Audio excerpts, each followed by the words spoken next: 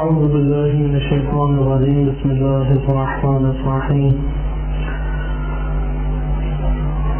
آیت نمبر 11 سورہ یونس دیکھیں وَلَوْ يُعَجِّلُ اللَّهُ لِلنَّاسِ الشَّرَّ اسْتِعْجَالَهُم بِالْخَيْرِ لَقُضِيَ إِلَيْهِمْ أَجَلُهُمْ فَنَذَرُ الَّذِينَ لَا يَرْجُونَ لِقَاءَنَا فِي طُغْيَانِهِمْ يَعْمَهُونَ۔ ترکیب اس کی دیکھیں کہ لو آ رہا ہے حرف شرط کے طور پہ۔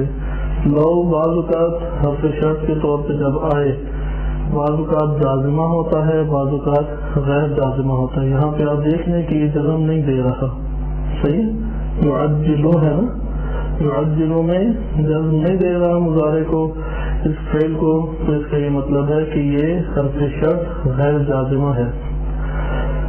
شرط کے بعد جزا ہوتی ہے، شرط ایک جملہ کامل ہے کہ یعجلو باب تفعیل سے فعل مضارع ہے اور مرفوع ہے، حالت رفع میں ہے۔ اللہ یہ اسم جلالہ فاعل ہے کہ جس کے اوپر ضمہ ظاہر ہے۔ للناس جار مجرور، لام جارہ، الناس مجرور جار مجرور متعلق ہوں گے یعجل فعل مضارع کے۔ الشر یہ شر مفعول میں بن رہا ہے یعجل کا۔ استعجالہم بالخیر، استعجالہم کے استعجال باب استفعال ہے اور ہم ضمیر مضاف الیہ ہے، مصدر مضاف ہو رہا ہے مضاف الیہ کی طرف، اور یہ فاعل بھی واقع ہو رہا ہے ہم، اور یہاں پہ اس کا فعل محذوف ہے، صحیح فعل محذوف ہے، بلکہ دو ترکیبیں کی گئی ہیں۔ ایک بات کہتے ہیں یہ مفعول مطلق ہے، اس صورت میں اس کا فعل محذوف مانیں گے، اور بات کہتے ہیں کہ یہ منصوب بنزع خافض ہے، یعنی یہ کاستعجالہم تھا، منصوب بنزع خافض کہتے ہیں کہ اصل میں مجرور جار تھا اس سے پہلے، اور جار کی وجہ سے اس میں مجرور ہونا تھا، لیکن ہم بلاغی اسلوب کی وجہ سے ہم حرف جر ہٹا دیتے ہیں اور ہٹانے کے بعد اس کو منصوب کریں گے، سمجھ رہے کہ اس کا جر ہم نے لے لیا ہے۔ تو یہ استعجالہم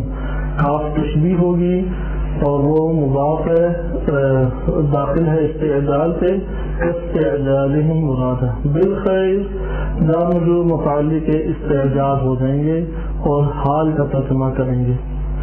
لقضیہ لام جزا کے طور پہ آ رہی ہے اور داخل ہے جزا کے اوپر، قضیہ فعل مجہول ہے اور الیہم جار مجرور تعلق ہے اس کا قضیہ کے ساتھ۔ قضیہ کا نائب فاعل ہے اجلہم جار مجرور، نائب فاعل بنیں گے۔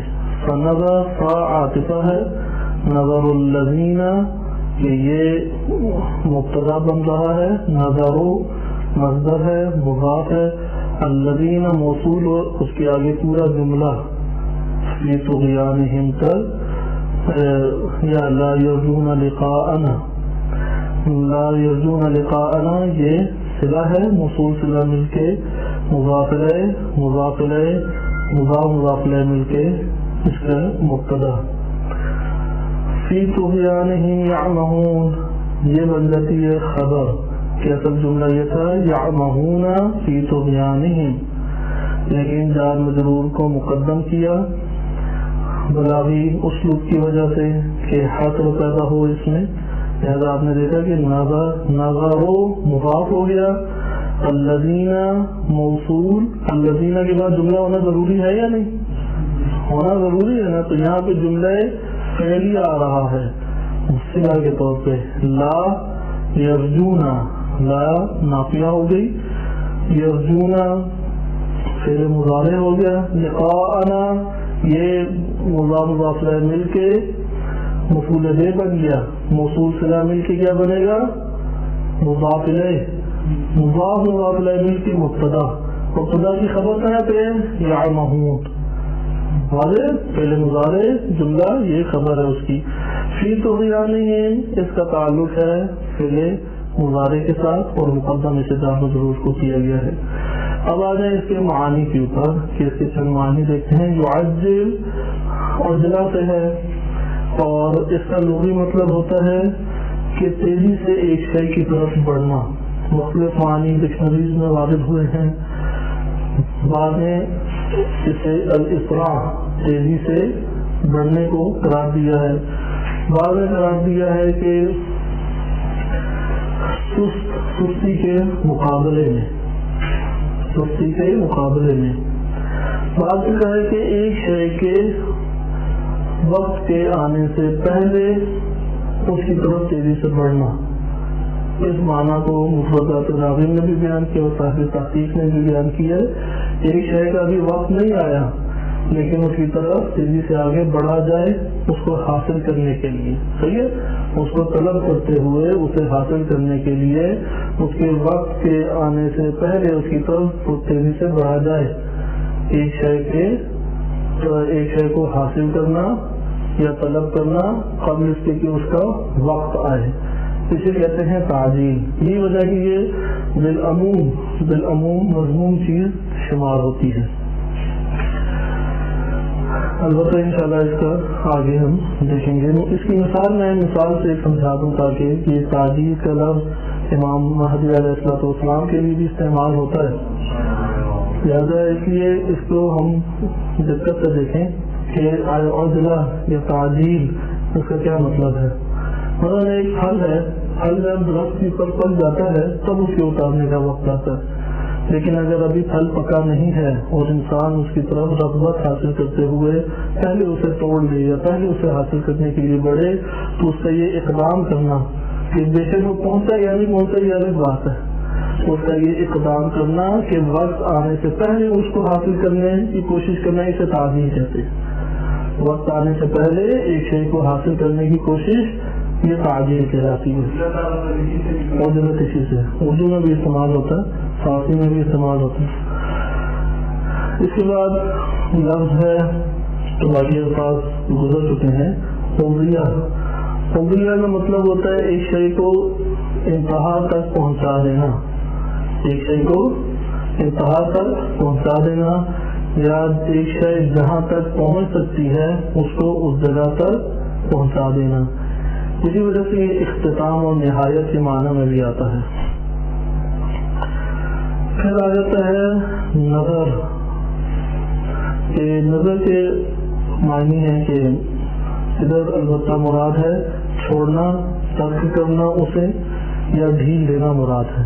صحیح, لیکن اس کا مطلب جیسا کہ ہم انذار اور نذیر کے حکم میں پڑھ چکے ہیں, تخویف بالقول کہ بعض چیز سے کسی کو ڈرانا, اسے کہتے ہیں نظر. تخویف بالقول کہ کسی کو خطرات سے آگاہ کرنا, کسی کو ڈرانا تاکہ وہ اس عمل کو انجام نہ دے, اسے کہتے ہیں نظر. یرجون لقاءنا یہ پہلے گزر چکا. طغیان کہتے ہیں حد سے تجاوز کرنا. جو اللہ تعالیٰ نے حدود رکھی ہوئی ہیں ان حدود سے تجاوز کرنے کو طغیان کہتے ہیں. یا کسی بھی شے, مثلا سمندر آپ دیکھیں وہ ایک پرسکون صورت میں بہ رہا ہوتا ہے, حرکت متحرک ہوتا ہے, لیکن بعض اوقات اس کی موجیں بہت بڑھ چڑھ کے طوفان ان میں پیدا ہو رہی ہوتی ہے. یہ جو صورت اب یہ عادی حالت سے خالی ہے اس کو ہم طغیانی اردو میں بھی کہتے ہیں. انسان میں بھی یہ طغیانی ہے کہ ایک عام عادی زندگی میں ایک انسان اپنی ضروریات پوری کرتا ہے, چاہے بدنی ضروریات ہوں یا معنوی ضروریات ہوں.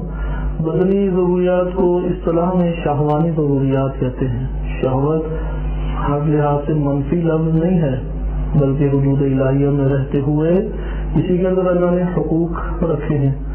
لہذا جو شخص حدود میں رہتے ہوئے اپنی شہوت کو پورا کرے یہ مومن کہلاتا ہے انسان, اس میں طغیانی نہیں ہے. لیکن ایک انسان ان حدود کو پار کرتے ہوئے انہیں امور کو انجام دیتا ہے, اسے تعاوض کہتے ہیں. اسی سے طغیانی پیدا ہوتی ہے. لہذا طغیانی کیا ہوئی کہ جب بھی ایک شے حدود سے باہر نکل جائے, جو اس کی حدود رکھی ہوئی ہے اس سے باہر آنے کو کیا کہیں گے؟ طغیان. یعمہون یعنی اندھا، دل کا اندھا اور نابینا ہو جانا، صحیح، ایک شے کا نہ دیکھ پانا، اس کو کہتے ہیں یعمہون، اس کے اندر یعنی اس طرح سے گرفتار ہونا کہ اسے کچھ دکھائی نہ دے۔ یہ آپ ہمارے سامنے اس کے الفاظ نہیں ہو گئے، اب اس کی مختصر سی تشریح کی طرف بڑھیں۔ یہ نیچے تک سلسلہ اسی سے مربوط ہے کہ آپ نے اوپر دیکھا کہ سورہ یونس کی ابتدا میں اللہ تعالیٰ نے مبدا اور معاد کی بات کی کہ توحید اور قیامت ان کو انسان دل سے قبول نہیں کرتا۔ پھر اس کے بعد اللہ تعالیٰ نے اپنی ربوبیت کا تعارف کروایا اور اس میں خلقت آسمان اور زمین بیان کیے، اور پھر آگے بیان کیا کہ ان چیزوں سے انسان غافل ہو جاتا ہے۔ کیوں مبدا یعنی توحید کا انکار کرتا ہے، آغاز کا انکار کرتا ہے، یا معاد کا انکار کیوں کرتا ہے؟ غفلت کی وجہ سے۔ یہ غفلت کیوں برپا ہوتی ہے؟ اب یہ وہ سبب بیان کر رہے ہیں۔ پہلے صرف ایک اجمالی صورت میں ہم نے مد نظر رکھا کہ غفلت میں پڑتے ہیں، ٹھیک ہے، ان الذین لا یرجون لقاءنا ورضوا بالحیات الدنیا۔ اب یہ سارے بیان تو انہوں نے کی کہ وہ ہم سے ملاقات بھی نہیں کرنا چاہتا، وہ دنیا کی زندگی پہ راضی بھی ہے، واطمئن بہا، مطمئن بھی ہے، والذین هم عن آیاتنا غافلون۔ لیکن ان کے اسباب کیا ہیں کیوں انسان ایسا کام کرتا ہے؟ پھر انسان جب یہ کام کرتا ہے تو اللہ تعالیٰ ان کی فوراً پکڑ نہیں کرتا۔ لہٰذا ان سے مربوط اب نیچے آیات آ رہی ہیں کہ ایک دو آیات میں اسی کا تذکرہ ہے کہ جو انسان کی کو کھول کے بیان کر رہی کہ اس کی طبیعت کیسی ہے، اس کا مزاج کیسا ہے، اسے اپنی اصلاح کی سخت ضرورت ہے اگر اس نے ان آیات کی غور و فکر کر کے اصلاح حاصل نہ کی۔ آیت کا ترجمہ دیکھیں پہلے کہ اگر اللہ تعالیٰ لوگوں کے اوپر عجلت سے کام لیتا کہ شر میں گرفتار کر دے، اگر اللہ تعالیٰ لوگوں کے لیے شر کو جلدی بنا دیتا ہے، اگر شر سے مراد عذاب ہے، اگر اللہ تعالیٰ لوگوں کے لیے شر کو جلدی قرار دے دیتا، جلدی اللہ تعالیٰ کرتا شر کی طرف بڑھنا لوگوں کے لیے، تو کیا ہوتا؟ کاستعجالہم بالخیر، بالکل اسی طرح، کیونکہ صاحب انہیں کافی تشبیہ ادھر محضور ہے نا، بالکل اسی طرح جیسے یہ لوگ بڑھتے ہیں خیر کی طرف، دنیا میں جو نفع اور فائدہ دیتے ہیں اس کی طرف لوگ نہیں تیزی سے بڑھتے ہیں۔ اگر جس طرح سے اس دنیا میں ہم دیکھتے ہیں کہ لوگ اپنے فائدے کی چیزوں پہ جھپٹتے ہیں، اسی طریقے سے اللہ تعالیٰ بھی ان لوگوں کی جرائم کی وجہ سے، ان لوگوں کی معصیت کی وجہ سے تیزی سے ان کا حساب کتاب لے لیتا اور عذاب نازل کر دیتا، تو کیا ہوتا؟ لقضی الیہم اجلہم، تو ان کی موت ان کے اوپر حتمی صورت میں آ جاتی، صحیح، یعنی اگر اللہ تعالیٰ لوگ جس طرح سے نفع کی طرف تیزی سے جاتے ہیں، اسی طریقے سے اللہ تعالیٰ لوگوں سے کے اوپر عذاب میں بھی جلدی کرتا تو سب لوگ مر جاتے۔ لیکن کیا ہوا؟ لیکن اللہ تعالیٰ نے فنظر الذین، وہ لوگ جو اللہ سے ہم سے ملاقات کرنا نہیں چاہتے، ان لوگوں کا چھوڑنا کیا ہے؟ اس چھوڑنے نے ان لوگوں کی طغیانیت میں ان کو اندھا کر دیا ہے۔ خدا نہیں کرتا، تعجیل کا کام نہیں لیا نا، تعجیل کا کام نہیں لیا تو کیا ہوا؟ اس میں ہمارے پاس دو قسم کے لوگ آ جائیں گے۔ ایک وہ لوگ ہیں جو اندھے سے اندھا ہوتے جا رہے ہیں، یہ وہ لوگ ہیں کہ جو اللہ سے ملاقات نہیں کرنا چاہتے، جو قیامت کا دل سے اقرار نہیں کرتے، جو قیامت کا اصل سوچتے ہی نہیں ہیں، موت کا سوچتے ہی نہیں ہیں، وہ لوگ کیا ہوتے جائیں گے؟ وہ اپنی طغیانیت میں مزید گہرے طور پہ دھستے چلے جائیں گے۔ ہاں، ان مومنین کے لیے ممکن ہے کہ نعمت کا سبب یہ تعدیل سے کام نہ لینا نعمت کا سبب بن جائے کہ وہ اپنی اصلاح کر پائے، لیکن وہ لوگ، اس لیے صفت اللہ تعالیٰ نے موصول کے ساتھ ذکر کی صفت، وہ لوگ کہ جو ہم سے ملاقات کرنا نہیں چاہتے، ان کا یہ چھوڑنا، اللہ تعالیٰ کو ان کو چھوڑ دینا، اس نے کیا کیا ہے؟ اندھا کر دیا ہے یا مزید گہرے طور پہ ملوث کر دیا ہے ان کی طغیانیت میں۔ اس کو ہم دیکھتے ہیں، یہ آپ کے سامنے ایک مختصر سا ترجمہ آ گیا۔ انسان کو خدا نے متعال نے جب بنایا تو اس کے اندر بہت سارے نقائص تھے، اور اللہ تعالیٰ نے یہ جگہ ہی اس لیے بنائی ہے کہ انسان نقائص کو دور کر کے کمال کی طرف جائے۔ یہ بات حتمی ہے کہ ہم اسے بے شک ذہن میں رکھیں یا نہ رکھیں، اس کی طرف توجہ کریں یا نہ کریں، آخرت میں حساب کتاب اسی کے مطابق ہے۔ اس کے بعد کوئی زندگی کا مرحلہ نہیں ہے کہ انسان اپنے عیوب و نقائص ختم کرے اپنے ارادے اور اختیار کے ساتھ، ممکن ہی نہیں ہے اس کے بعد۔ بالکل اسی طرح جیسے ہوتا ہے نا کہ ایک چھوٹا بچہ ہے، اسے دیکھیں وہ 6 سال زبانیں سیکھ جاتا، کوئی بھولے ملے گا، فارسی بھی سیکھ لی، پڑھ رہا ہوگا، عربی بھی سیکھ لی، انگلش بھی سیکھ لی۔ یہ بڑا بچہ ہو جاتا ہے 20 سال کے بعد، اسے لگاتار بھی سکھاتے رہو، سیکھتا ہی نہیں ہے کیونکہ اس کا وہ مرحلہ گزر گیا۔ اسی طرح زندگی کا یہ مرحلہ ہے، یہ ہمارے پاس واحد موقع ہے کہ ہم اپنے عیوب و نقائص ختم کریں۔ ایک دن اگر ہم نے بیکار گزار دیا تو بہت بڑا خسارہ کیا، بہت ہی بڑا، بلندی سے نیچے ہم آ کے گریں گے، کیونکہ انسان درمیان میں نہیں ہے، یا بلندی پہ جا رہا ہے یا زوال پہ گر رہا ہے۔ تیسری صورت اللہ تعالیٰ نے رکھی ہی نہیں ہے انسان کی زندگی میں۔ ہم جو عمل بھی انجام دیں گے، یا بلندی کی طرف کمال پیدا ہو رہا ہے ہمارے وجود میں، یا تنزلی کی طرف جا رہے ہیں، درمیانی صورت نہیں ہے۔ اس لیے ایک ٹائم ٹیبل اللہ تعالیٰ نے خود واجب کر کے انسان کو دیا ہے، اور ایک ٹائم ٹیبل خدا متعال نے مستحب قرار دیا ہے، تیسرا ٹائم ٹیبل ہمارے اوپر چھوڑا ہے۔ یاد ہے کہ ایک ٹائم ٹیبل صبح آنکھ کھلتی ہے، اللہ تعالیٰ کا ایک دیا ہوا ٹائم ٹیبل شروع، اس مہینے تم نے یہ کرنا ہے، اگر یہ ایام آ جائے تو یہ تم نے کرنا ہے، اگر یہ وقت آ جائے تو یہ تم نے کرنا ہے۔ اس کے ساتھ اللہ نے پورا ایک ٹائم ٹیبل دیا ہے۔ اچھا، اس کے بعد یہ ٹائم ٹیبل پورا کر لیں تو پھر مستحبات کا ٹائم ٹیبل ہے، مستحبات کا بھی کریں، ہمیں اختیار ہے کہ تم اپنا ٹائم ٹیبل خود بناؤ، لیکن انہی نظریات کے تحت کہ تمہارے پاس یہ قلیل وقت ہے، اس قلیل وقت میں اگر تم نے اہتمام نہ کیا تو اس کے بعد تو اس کا جبران نہیں ہوتا۔ کیسے جبران ہوتا ہے؟ ایک ڈاکٹر ہے، ایک دفعہ جسم میں نقص پیدا ہوتا ہے، آپریشن کے ذریعے ٹھیک ہو سکتا ہے، ایک دفعہ آپریشن کے ذریعے نقص ٹھیک ہی نہیں ہو سکتا۔ قیامت والے دن برزخ میں تو ایسا نہیں ہوگا، قیامت والے دن خدا متعال نے شفاعت رکھی ہے، لیکن کس کی شفاعت ہوگی؟ جس کا نقص قابل اصلاح ہے، جس کا آپریشن کے ذریعے سے نقص دور ہو سکتا ہے، اس کے لیے شفاعت نہیں ہے تو جہنم بھی نعمت بن جائے گی کہ آپریشن تھیٹر میں اسے رکھا جائے۔ یہ آپریشن تھیٹر ہے مومن کے لیے جہنم ایک صورت میں، لیکن یہ جہنم عذاب کا سبب بھی اگر نقص نہ ٹھیک ہو سکے دائمی طور پہ اتر ہی جائے گا۔ واضح بات، پکی بات ہے۔ یہ ہمارے پاس ایک فکر آتی ہے کہ جو قرآن کریم بیان کرتا ہے، خدا نے انسان کے لیے واجب ٹائم ٹیبل صبح سویرے شروع ہونے سے پہلے جب اس کی آنکھ کھلتی ہے اور آنکھ بند ہونے تک رکھا ہے، 5 نمازیں رکھ دی ان اوقات میں جب انسان اوج کی مشغولیت میں مصروف ہوتا ہے، فجر کے ٹائم نیند کی مشغولیت میں مصروف ہوتا ہے، ظہر اثر کے ٹائم تھکاوٹ کی مشغولیت ہوتی ہے اور ایک اس کے اوپر غبار ہوتا ہے تھکاوٹ کا، لیکن اللہ نے اپنا ذکر رکھ دیا۔ مغرب عشاء میں گھومنے پھرنے کا دل چاہتا ہے، تھوڑا ریلیکس ہوتا ہے، دنیا میں مشغول ہوتا ہے، اللہ نے اپنے ساتھ وہ اوقات خاص کر دیے۔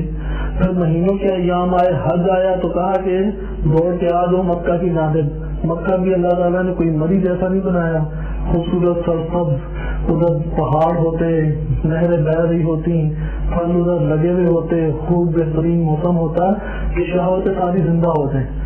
ایسی جگہ اللہ تعالیٰ نے بنائی ہے کہ جو شہوت جس کے سر پہ سوار ہے وہ بھی اتر جائے گی، کوئی قدم رکھے گا ادھر، کھجور کے علاوہ اسے نظر ہی نہیں آتا، پانی کو ترستا یار ہے کہاں پہ، آپ زمزم اللہ تعالیٰ نے بعد میں قرار دے دیا، وہ بھی بڑی نعمت ہے۔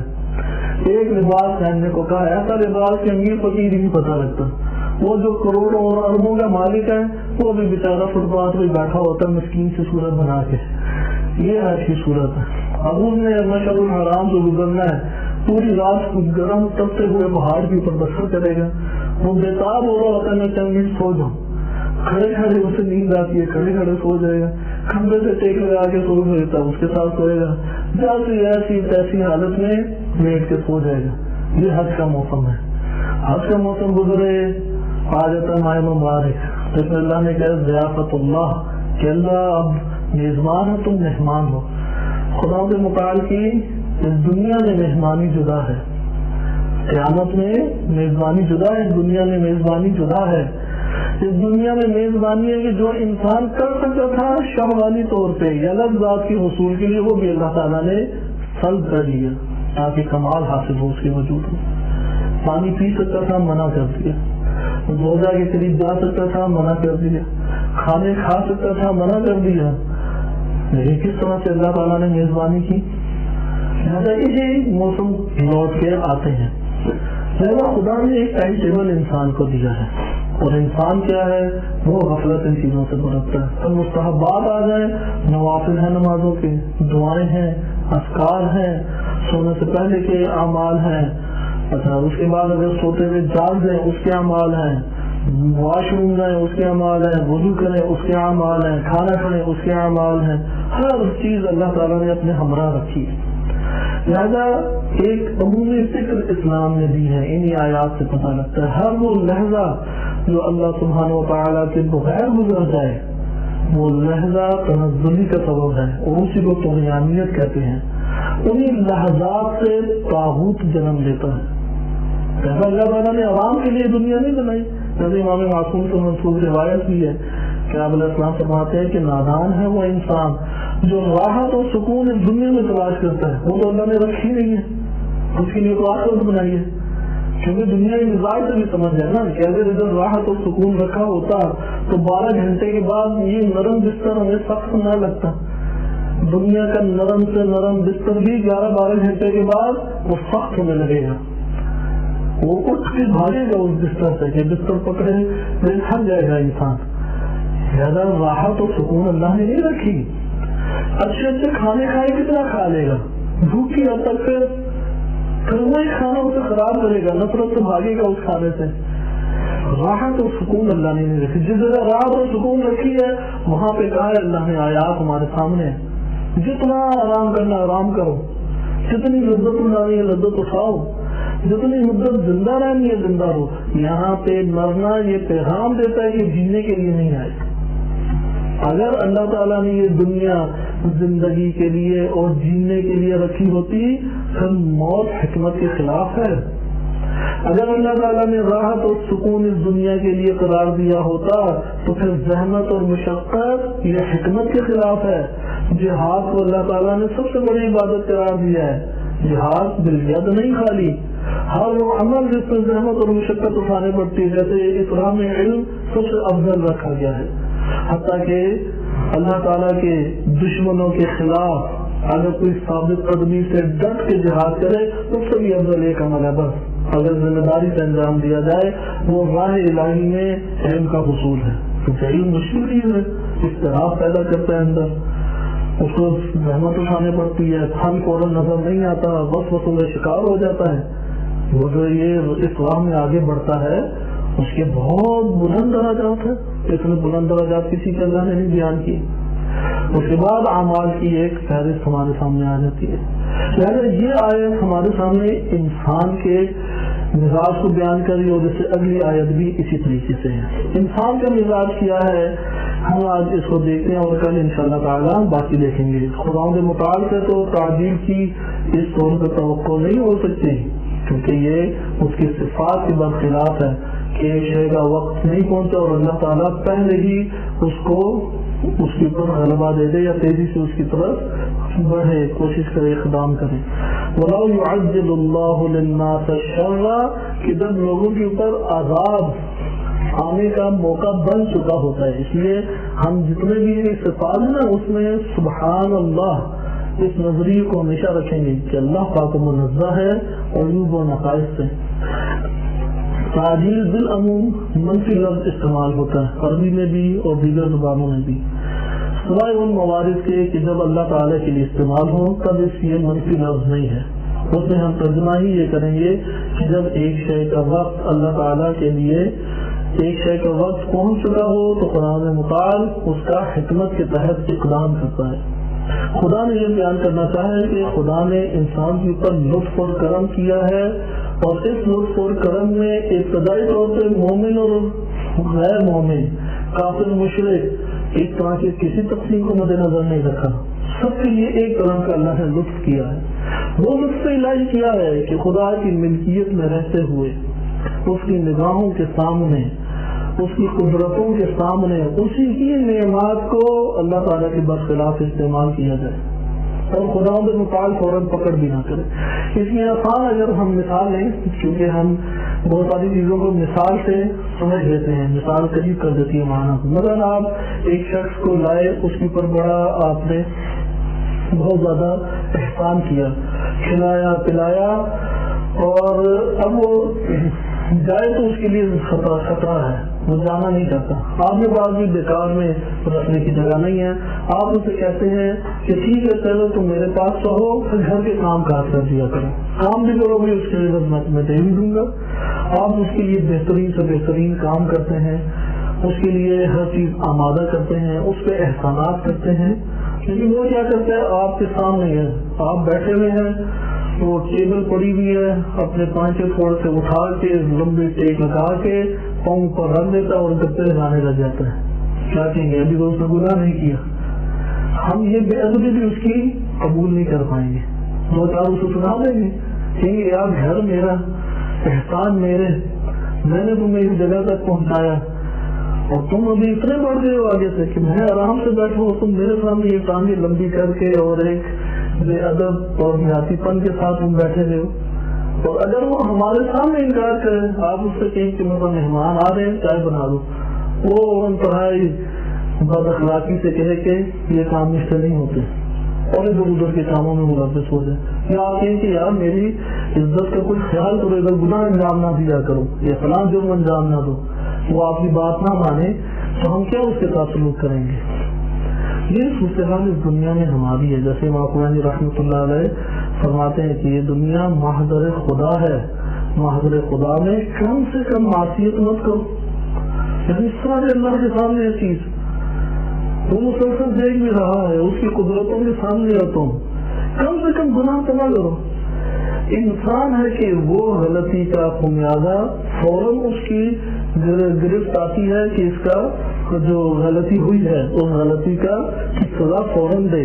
اللہ تعالیٰ رحیم ہے، اس نے ابتدائی طور پہ سب کے لیے برابر یہ لطف کیا ہے، کافر ہو یا مشرک ہو، مومن ہو یا غیر مومن ہو، سب کے لیے خداوند متعال نے پہلی صورت میں لطف کیا ہے، اور وہ لطف کیا ہے کہ انسان کی خطاؤں کے اوپر، انسان کی غلطیوں کے اوپر اگر بڑے سے بڑا گناہ کہ جس کا تصور بھی ایک عبد حقیقی نہیں کر سکتا، یعنی جس کا جرم اس قدر بڑا ہے کہ وہ رحیم اور غفور رب العالمین بھی اس کو معاف کرنے کے لیے آمادہ نہیں ہے، وہ ہے شرک کرے تب بھی اللہ تعالیٰ نعمت نہیں چھینتا، اس کی رحمانیت کا اندازہ لگائیں، لطف اور کرم کا اندازہ ہم لگائیں۔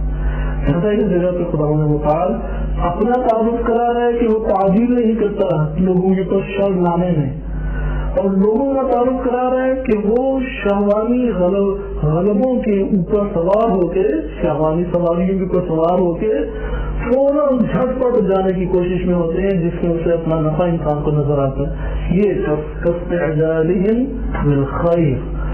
آئے ہم تھوڑا سا تذکرہ انسان کا تیزی سے کرتے ہیں کہ انسان کے بارے میں قرآن نے کیا بیان کیا ہے۔ اسی لیے یہ جو سورہ حج آیت نمبر 11 سے ہمیں اس کو یاد بھی کیا کہ وَمِنَ النَّاسِ مَن يَعْبُدُ اللَّهَ عَلَى حَرْفٍ فَإِنْ أَصَابَهُ خَيْرٌ فَاطْمَأَنَّ بِهِ، کہ وہ اس کے اوپر مطمئن ہو جاتا ہے، ایک عبادت پہ رہتے ہوئے عبادت کرتا ہے، وہ عبادت جس سے اسے فائدہ حاصل ہوتا ہے بڑے خوش مزاج ہو کے کہتا ہے میرا رب ہے، اس کی طرف رغبت اختیار کرتا ہے کیونکہ اسے فائدے پہنچ رہے ہیں، پیسہ مل رہا ہے، آرام مل رہا ہے، پھر جنت بھی مل رہی ہیں۔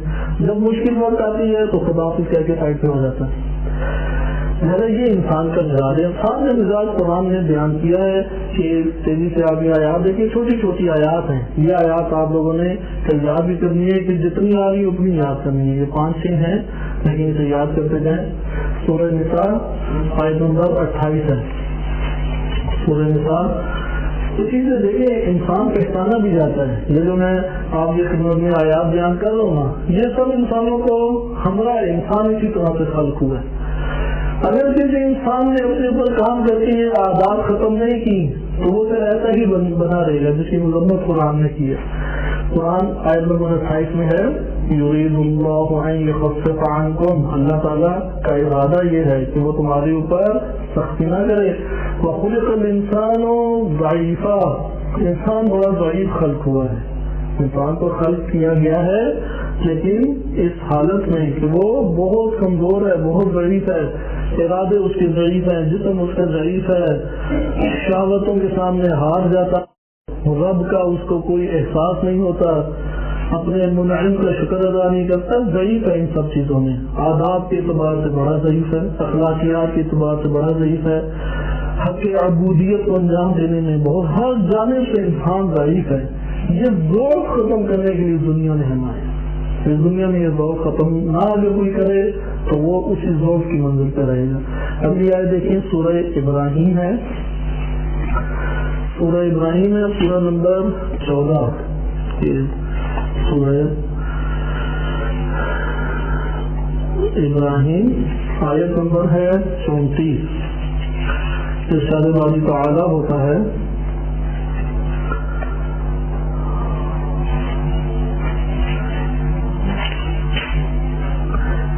ان الانسان لظلوم کفار، بے شک انسان بہت تاریکیوں میں اور ناشکرا ہے.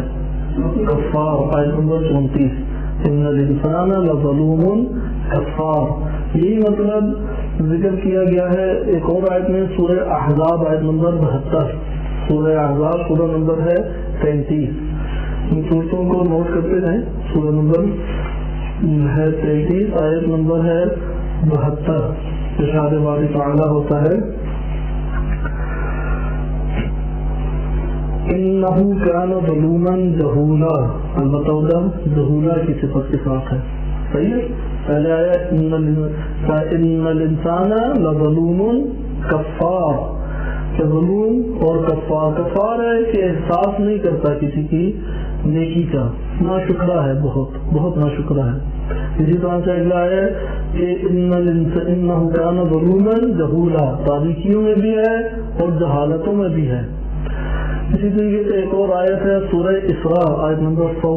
ارشاد باری تعالیٰ ہوتا ہے وَكَانَ الْإِنسَانُ فَتُورًا، کہ انسان بہت بخیل ہے، بہت زیادہ، پیسہ اس کی جیب سے نہیں نکلتا، بہت بخیل ہے چیز دینے میں.